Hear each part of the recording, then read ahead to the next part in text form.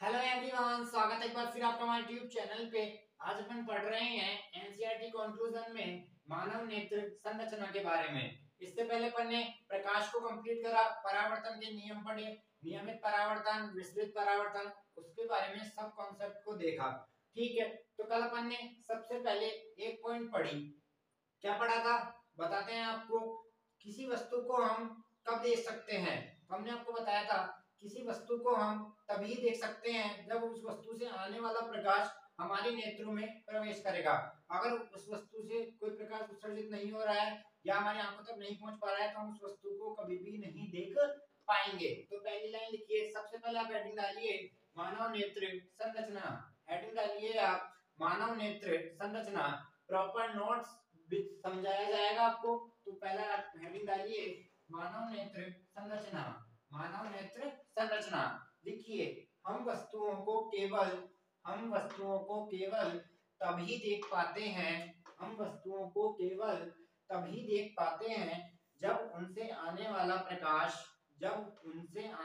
प्रकाश हमारी नेत्रों तक पहुंच पाता है।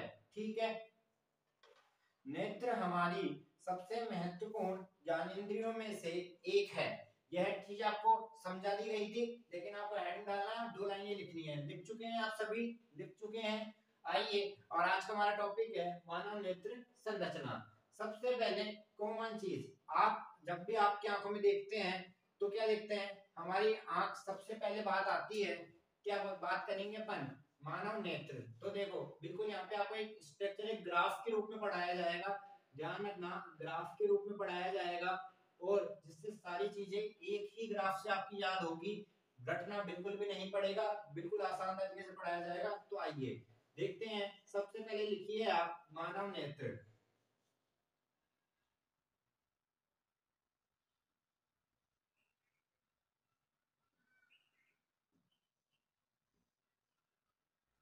मानव नेत्र। तो देखो, जब भी अपन केमिस्ट्री आप पढ़े हैं, हल्की सी केमिस्ट्री तो सबने पढ़ी है, तो अपन एरो बनाते हैं। एरो के ऊपर अपन जब भी कोई रिएक्शन लिखते हैं, यहाँ क्या लिखते हैं अपन? उत्क्रमण लिखते हैं ना, जो रिएक्शन की गति को बताता है, क्या बताता है। तो यहीं पे अपन ग्राफ में एरो बनाएंगे और उनके ऊपर लिखेंगे उसकी जो आगे उसकी बात बताएगा। ठीक है, मानव नेत्र। सबसे पहले अपन बात करेंगे शेप की। किसकी? शेप की, आकृति। तो लिखिए आप, सेम इस प्रकार लिखना है आपको। तो मानव नेत्र की आकृति किस प्रकार होती है? आप सभी, आपकी भी आंखें हैं, तो मानव नेत्र की आकृति गोलाकार। देखिए सबसे पहला सवाल आता है, मानव नेत्र की आकृति कैसी? गोलाकार। ठीक है, गोलाकार हो गई। यहाँ तक के पॉइंट क्लियर हो चुके हैं। तो पहला अपन ने पढ़ा मानव नेत्र शेप आकृति गोलाकार। ठीक है, सबसे पहले हमारी आंखें गोल होती है। ठीक, आपको आपकी आंखों में सबसे पहला क्या दिखता है? सबसे पहला एक मेजर पार्ट क्या दिखता है? क्या दिखता है? ये व्हाइट कलर का जो है हमारी आंखों में, ये बड़ा पार्ट है। ऐसे दिखता तो आपको वो बीच वाला लेंस भी है, कॉर्निया भी है, सब दिखता है। लेकिन क्या है, आपको एक बड़ा मेजर पार्ट दिखता है। एरो लगाइए, एरो लगाइए। बाहरी भाग, एरो के ऊपर लिखिए बाहरी आवरण।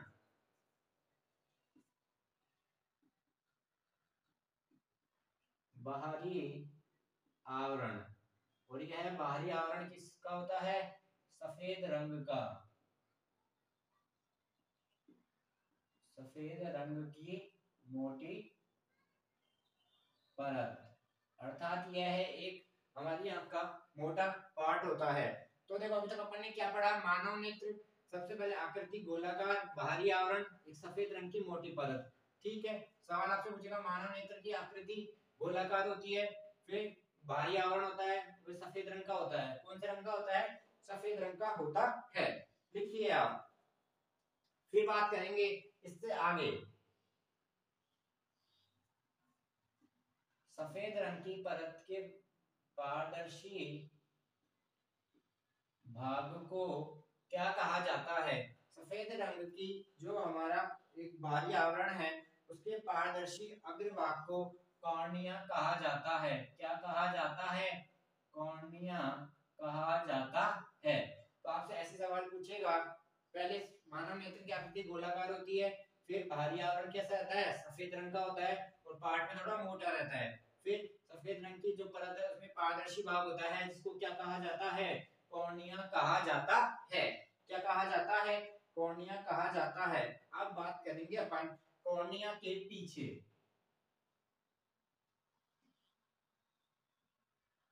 कॉर्निया के पीछे एक पारदर्शी परत पाई जाती है जिसको क्या कहा जाता है, जिसको आइरिश कहा जाता है। क्या कहा जाता है, आइरिश कहा जाता है। तो यह जो नाम है ना, यह नाम आपसे हर एग्जाम में पूछता है। तो यहाँ तक की बात क्लियर हो चुकी है। तो मानव नेत्र आकृति गोलाकार, फिर बाहरी आवरण सफेद रंग की मोटी परत, पारदर्शी भाग कॉर्निया, और कॉर्निया के पीछे क्या होता है, आइरिश होता है। आइरिश होता है, लिखिए आप यहाँ पे गहरे रंग की, गहरे रंग की पेशी होती है।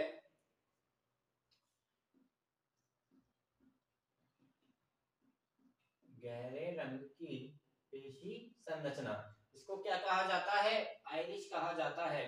ठीक है, यहाँ तक के पॉइंट क्लियर हो चुके हैं। अब बात करेंगे अपन, आइरिश के पीछे एक छोटा द्वार होता है।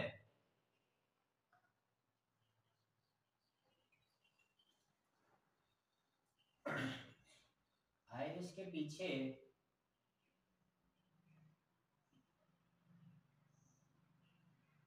एक छोटा द्वार होता है, इसको क्या कहा जाता है, पुतली कहा जाता है।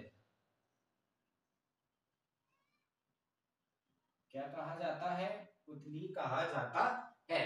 तो ठीक है, यहाँ तक की बातें क्लियर हो चुकी है। अब बात करते हैं अपन आगे।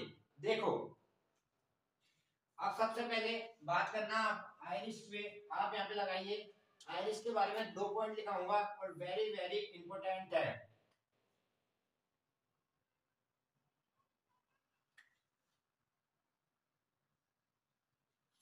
अब किसकी बात हो रही है, आयरिश की बात हो रही है। तो लिखिए, नेत्र को विशिष्ट रंग प्रदान करता है। नेत्र को विशिष्ट रंग प्रदान करता है। जैसे आप देखते हैं, किसी की आंख नीली, किसी की आंख हरी होती है, किसी की ब्राउन, किसी की प्रॉपर ब्लैक होती है। ठीक है, नेत्र को विशिष्ट रंग प्रदान करता है। ये तो हो गया इसका पहला काम। अब लिखिए नंबर दूसरा। दूसरा क्या है, नेत्र में आने वाले प्रकाश की मात्रा को नियंत्रित करता है। नेत्र में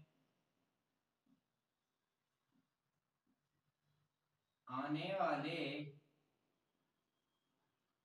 प्रकाश की मात्रा को नियंत्रित करता है।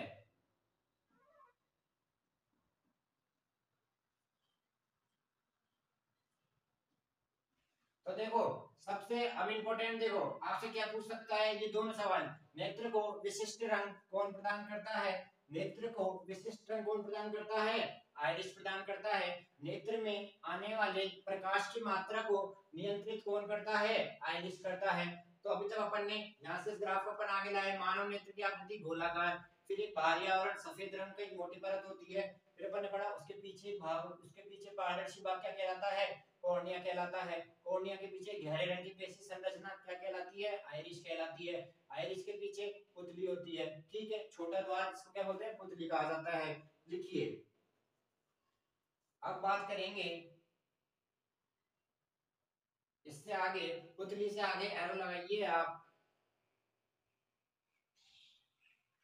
तो यह सब क्या है, एक अपन मानव नेत्र संरचना पढ़ रहे हैं, जब अपन डायग्राम पढ़ते हैं ना मानव नेत्र का किताबों में, ठीक इसी प्रकार बताया जाता है। सबसे पहले शेप, फिर बाहरी आवरण, फिर कॉर्निया, फिर आइरिश। ठीक है, तो अपन इसको ग्राफ के माध्यम से बिल्कुल इसी तरीके से पढ़ने का प्रयास कर रहे हैं। तो आगे बढ़ते हैं, आइए। पुतली के पीछे क्या होता है, देखिए,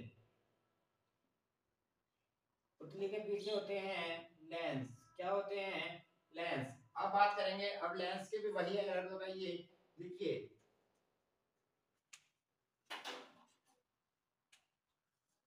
लेंस का कार्य, ठीक है, जहां पे रेड एरो है ना, वह उस चीज की बात बताएगा। जैसे यहाँ पर मैंने लगाया तो यह आइरिश की बात बता रहा है। देखिए, यह आने वाले प्रकाश को,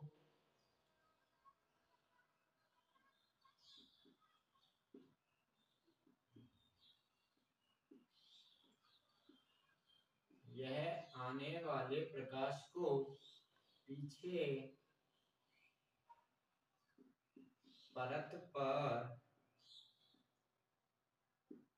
फोकसित करता है। यह आने वाले प्रकाश को पीछे परत पर फोकसित करता है। तो अब आप मेरे से देखो, इस लाइन को पढ़िए आप। यह आने वाले प्रकाश को, तो आने वाले प्रकाश की मात्रा को नियंत्रित किसके द्वारा किया गया? आइरिस के द्वारा। फिर उसके आगे पुतली ने इसको, इसके जो भी साइज था उसको नियंत्रित कर लिया। साइज को कम ज्यादा करने का काम पुतली करता है, ठीक है।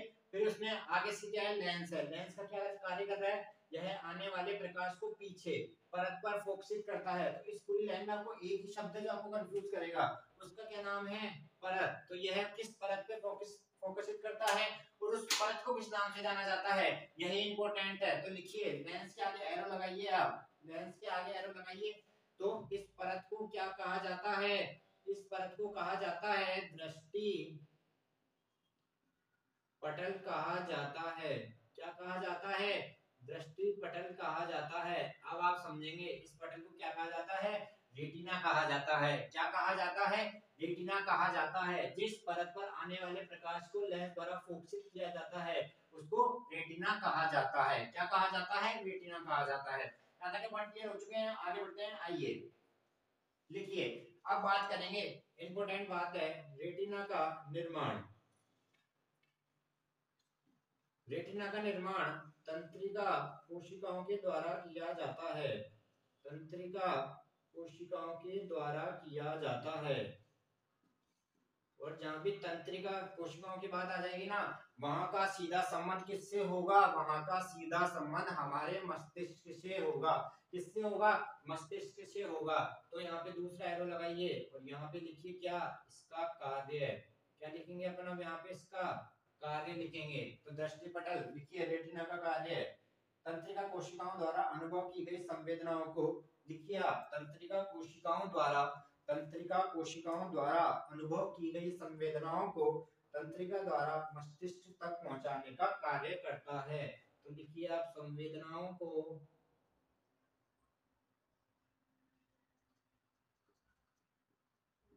मस्तिष्क तक पहुंचाने का कार्य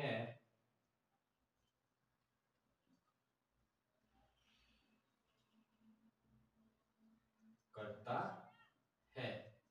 यह हो गया इसका कार्य, यह हो गया इसका पूरा टॉपिक। ठीक है, यहाँ तक की बातें क्लियर हो चुकी है। यह पूरा क्या है? यह है मानव नेत्र संरचना। यह क्या है? मानव नेत्र संरचना। एक इंपॉर्टेंट पॉइंट है, नोट डाल के लिखिए। सबसे पहले नोट डाल के लिखिए, पहले मैं इसको क्लियर करा देता हूँ, फिर आपको दो तीन बातें बताई जाएगी। तंत्रिका कोशिकाएं दो प्रकार की होती है, यहाँ पे लिख दिया जाए, आप समझ जाना। तंत्रिका कोशिकाएं दो प्रकार की होती है, शंकु और शलाकाएं। हेडिंग डालिए, तंत्रिका कोशिका दो प्रकार की होती है। तंत्रिका कोशिका दो प्रकार की होती है। दो प्रकार की कौन कौन सी होती है? एक तो होती है शंकु और एक होती है शलाकाएं। कौन कौन सी? पहले का नाम लिखिए आप, शंकु, और दूसरे का नाम लिखिए शलाकाएं। दूसरे का नाम लिखिए आप शलाकाएं। ठीक है।